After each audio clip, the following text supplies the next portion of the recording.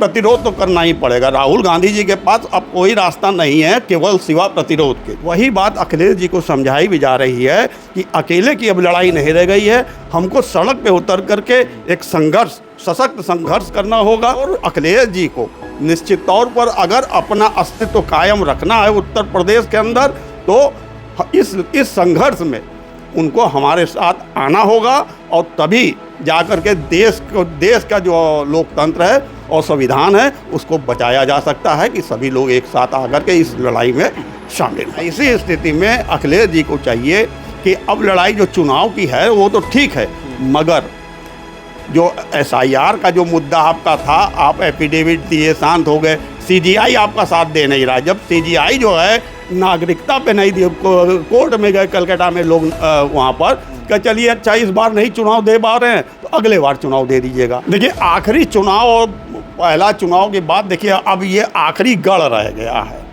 जिस पर इनको झंडा गाड़ना है। झंडा कैसे गाड़ेंगे? चुनाव लड़के गाड़ेंगे कि इलेक्शन कमिश्नर के माध्यम से गाड़ेंगे कि पुलिस फोर्स लगा करके? राहुल गांधी जी चुनावी मुद्दे को लेकर के नई लड़ाई लड़ रहे हैं, वो डेमोक्रेसी को, प्रजातंत्र को और संविधान को बचाने की लड़ाई लड़ रहे हैं। CGI जो है वो उन्हीं का है और ED CBI उन्हीं की है, पुलिस प्रशासन उन्हीं का है और संघ की मानसिकता के सब लोग जो है ऐसे जितनी भी सरकारी संस्थाएं हैं उसमें काबिज हो चुके हैं। और आज भी किसी भी कांग्रेसी को देख लीजिएगा, लाठी खाएगा लेकिन लाठी चलाता नहीं। कांग्रेस आंदोलनों की पार्टी रही है, यही एक रास्ता मात्र बचता है जो कि कांग्रेस का मूल संघर्ष का रूप था, उसी रूप में हमको वापस आना पड़े। साथियों, बहुत बहुत स्वागत है खुशखबरिया में। पिछले दिनों इंडिया गठबंधन की जो बैठक हुई, राहुल गांधी ने उसमें जो भाषण दिया था उसको उन्होंने जारी किया है। उस भाषण के ज़रिए राहुल गांधी ने एक बात बताई कि अगर हमें चुनाव जीतना है या विपक्ष में मजबूत रहना है तो हमें प्रतिरोध का रास्ता चुनना होगा। हमने बहुत चुनाव लड़े, बिहार से लेकर बंगाल, हरियाणा, महाराष्ट्र, तमाम जगहों पर हम चुनाव जीत रहे लेकिन हम जीत नहीं पाए। उन्होंने ये आरोप भी लगाया कि आज तमाम एजेंसियां, तमाम संस्थाएं भाजपा के कब्ज़े में हैं। अगर समाजवादी पार्टी को भी चेताते हुए उन्होंने कहा कि अगर जिस तरह से हम चल रहे हैं तो उस तरह से हम चुनाव नहीं जीत पाएंगे, आपको सड़क पर आना होगा, प्रतिरोध करना होगा, जिस तरह से मैंने भारत जोड़ो यात्रा की थी।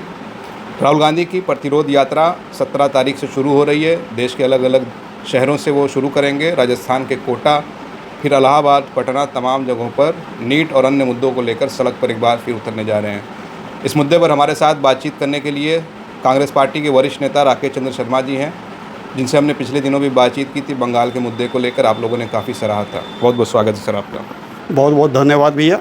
राहुल गांधी ने एक बार फिर बता दिया है कि अब जो रास्ता हमारे पास जनता के बीच जाने का है, ये चुनाव जीतने का है, एक ही रास्ता है, वो प्रतिरोध, रेजिस्टेंस का रास्ता है, जो कांग्रेस का पुराना तरीका रहा है। कैसे देखते हैं? देखिए, कांग्रेस आंदोलनों की पार्टी रही है।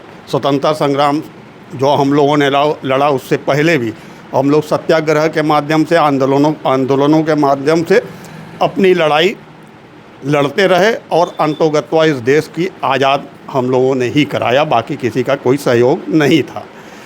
तो आज वर्तमान में भी लगभग नहीं, हम पूर्ण रूप से कहीं ना कहीं गुलामी का जीवन जी रहे हैं। गुलामी का मतलब कोई विदेशी ताकतों की गुलामी नहीं, हम अपने देश के अंदर ही जो वर्तमान सरकार है जिसने सारे क्या कहते हैं तंत्रों को अपने कब्जे में कर रखा है, जैसे कि क्या कहते हैं SIR जो हो रहा है, चीफ इलेक्शन कमिश्नर जो हैं वो उन्हीं के नियुक्त किए हुए, उन्हीं के इशारे पे चलने वाले, CGI जो हैं वो भी उन्हीं के इशारे पे चलने वाले, और तमाम जो सरकारी जो है ED है, CBI है, ये सब का दुरुपयोग लगातार वो करते आ रहे हैं। इससे सभी पार्टियों को उन्होंने चोक कर दिया है और निश्चित तौर पर वह अपने दम वो सोच तो रही है कि हमारे वोट बैंक यहाँ पर हैं। ममता जी को ही देख लीजिए, बंगाल के अंदर जो हुआ, ममता जी को भी अभिषेक बनर्जी ने क्या कहा था, वोट चोरी वोरी नहीं होता है, लेकिन अब आ गई उसी रास्ते पर। वही बात अखिलेश जी को समझाई भी जा रही है कि अकेले की अब लड़ाई नहीं रह गई है, हमको सड़क पे उतर करके एक संघर्ष, सशक्त संघर्ष करना होगा, जिससे कि ये जो जितने भी सरकारी तंत्रों को इन्होंने अपने कब्जे में कर रखा है, पहले उन पर भी हम लोग उसको आज़ाद कराएं और जो उपयुक्त या उचित योग्य लोग हैं उन पदों पर बैठें।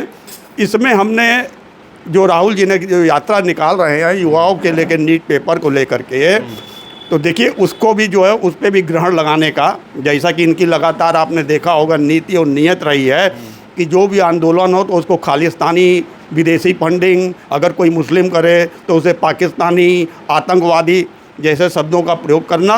तो आज जो है हमारा ये देखिए, वो जो डीडी न्यूज़ का जो है और कोई श्रीवास्तव है, उन्होंने जो है उसको जो है लड़के को जो है पाकिस्तानी बोल ही दिया। तो शुरुआत तो किए लेकिन वो सहम गए, क्योंकि राहुल गांधी जी जिस ढंग से संघर्ष कर रहे हैं। तो आज युवाओं की, केवल युवाओं की लड़ाई नहीं रह गई है, ये भ्रष्टाचार, युवाओं के साथ जो भी कुछ हुआ है वो भ्रष्टाचार का ही देन है। और धर्मेंद्र प्रधान का अगर इस्तीफा मांगा जा रहा है तो इसलिए नहीं मांगा जा रहा है कि वो बहुत अच्छा, भाई धर्मेंद्र प्रधान उस विभाग के मंत्री हैं और जो भी योजनाएं और नीति बनती है बिना धर्मेंद्र प्रधान के इशारे पे नहीं बनती है, बिना उनके सिग्नेचर के नहीं हो सकता है। तो जो धर्मेंद्र प्रधान जी हैं इस लूट का भागीदार हैं, उनको इस्तीफा देना पड़ेगा।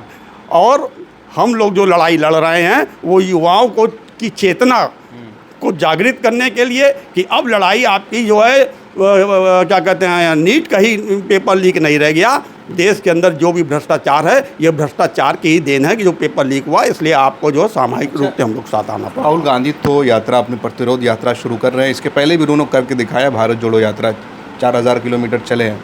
लेकिन उन्होंने जो इशारा किया, चाहे तेजस्वी यादव हों, अखिलेश यादव हों, शिंदे नहीं वो क्या नाम है उनका, उद्धव ठाकरे हों, तमाम लोगों को चिताया। और यूपी में इलेक्शन है, तो जिस तरह से राहुल गांधी सड़कों पर निकल रहे हैं प्रतिरोध यात्रा के नाम से, अखिलेश यादव को क्या करना चाहिए आपके हिसाब से? देखिए, राहुल गांधी जी चुनावी मुद्दे को लेकर के नई लड़ाई लड़ रहे हैं, वो डेमोक्रेसी को, प्रजातंत्र को और संविधान को बचाने की लड़ाई लड़ रहे हैं। और लगातार जो उन्होंने यात्रा, भारत जोड़ो यात्रा भी जो है जो निकाली थी, वो भी लोकतंत्र को बचाने की ही लड़ाई थी।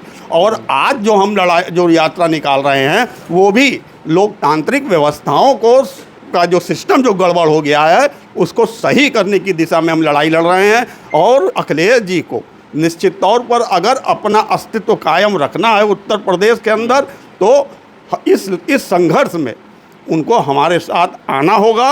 और तभी जाकर के देश का जो लोकतंत्र है और संविधान है उसको बचाया जा सकता है कि सभी लोग एक साथ आकर के इस लड़ाई में शामिल हों। अखिलेश यादव कह रहे हैं कि जिस तरह से बिहार में भाजपा ने जीता, बंगाल में जीता, अगर यूपी में भाजपा जीतती है तो देश का ये आखिरी चुनाव होगा। देखिए, आखिरी चुनाव और पहला चुनाव के बाद देखिए अब ये आखिरी गढ़ रह गया है जिस पर इनको झंडा गाड़ना है।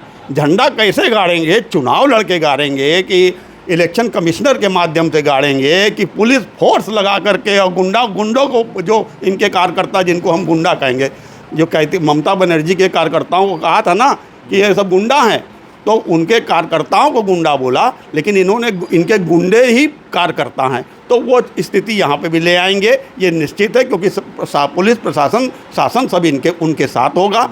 ऐसी स्थिति में अखिलेश जी को चाहिए कि अब लड़ाई जो चुनाव की है वो तो ठीक है, मगर जो SIR का जो मुद्दा आपका था, आप एफिडेविट दिए, शांत हो गए, CGI आपका साथ दे नहीं रहा है। जब CGI जो है नागरिकता पे नहीं दिए, कोर्ट में गए कलकत्ता में लोग वहाँ पर कि चलिए अच्छा इस बार नहीं चुनाव दे पा रहे हैं तो अगले बार चुनाव दे दीजिएगा।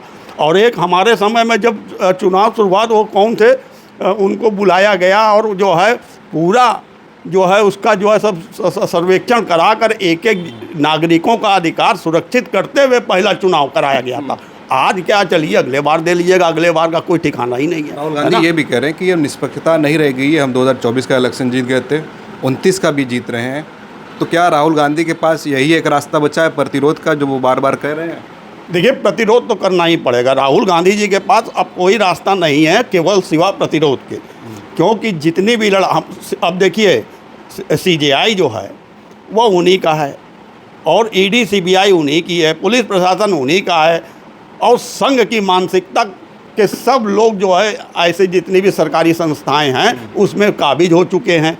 स्कूल के शैक्षणिक संस्थाओं पर जो है संघी काबिज हो चुके हैं। तो ऐसी स्थिति में संघर्ष और जो है यही एक रास्ता मात्र बचता है, जो कि कांग्रेस का मूल संघर्ष का रूप था, उसी रूप में हमको वापस आना जो पड़ेगा। गांधी जी का रास्ता, जो गांधी जी का रास्ता था, भाई गांधीयन रास्ते से ही हम लोग जो है चले थे, सत्य और अहिंसा के लेकर के चले थे। और आज भी किसी भी कांग्रेसी को देख लीजिएगा, लाठी खाएगा लेकिन लाठी चलाता नहीं है। वह ये संस्कार केवल संघ के और भाजपा के लोगों में है कि और अन्य पार्टियों में भी होगा, वो अलग बात है, लेकिन कांग्रेस के अंदर ये एक आखिरी सवाल कि इस लड़ाई में, इस प्रतिरोध यात्रा में क्या लगता है कि विपक्ष के साथ उस तरह से मिलेगा? क्योंकि उन्होंने इशारा किया कि लोग बाहर बात कर रहे हैं कि विपक्ष एक साथ नहीं, विपक्ष कमज़ोर है। उन्होंने ये भी कहा कि हमें इस पर ध्यान नहीं देना है, लेकिन उस पर कोई रिस्पॉन्स अभी दूसरी पार्टियों का नहीं आया कि हाँ, राहुल गांधी की इस यात्रा में हम भी खड़े हैं। अरे देखिए, ये जो भ्रम फैलाते हैं समाज के अंदर, ये काम जो है ये संघीय और भाजपाइयों का ही है। अब देखिए, ममता बनर्जी के 20 सांसद जो है छोड़ रहे हैं, लेकिन अभी तक किसी का सिग्नेचर ये दे नहीं पाए हैं। तो ये भ्रम फैलाते हैं समाज के अंदर, उसमें जनता भ्रमित होती है तो सोचती है अरे यार भाजपा तो जीते ही रही है, चलो इसी को वोट दे दो। तो ऐसे भ्रामक प्रचार करने की माहिर संघ और भाजपा पार्टी यह केवल फूट डलवाने के लिए इस तरह का प्रचार करा रही है। यानी विपक्ष साथ है। बिल्कुल विपक्ष साथ है और आना पड़ेगा, क्योंकि सभी कोई जो है अपने अपने उसमें जो है देख चुका है। हाँ, आप देखिए ना, हरियाणा से लेकर के महाराष्ट्र से लेकर यहाँ तक कि संजय राउत ने तो ये यहाँ तक कह दिया, संजय राउत जी ने, कि भैया जो कांग्रेस से निकल सब लोग वापस कांग्रेस में जाओ, यही एक जो है क्या कहते हैं रास्ता है ना। चलिए, बहुत बहुत धन्यवाद हमसे बातचीत करने के लिए। राहुल गांधी की जो प्रतिरोध यात्रा हो रही है उस पर हमने बातचीत की राकेश चंद्र शर्मा जी से। पिछले दिनों भी हमने बंगाल की स्थिति पर बात की थी, काफ़ी लोगों ने कमेंट किया था कि इतना अनुभव इनको होना और जो बात कहते हैं वो बात भी दिखाई पड़ती है। इस बार आप क्या सोच रहे हैं, अपनी राय ज़रूर कमेंट करें। आप देख रहे थे खोज खबरिया, बनारस से मैं उबैद, बहुत बहुत शुक्रिया।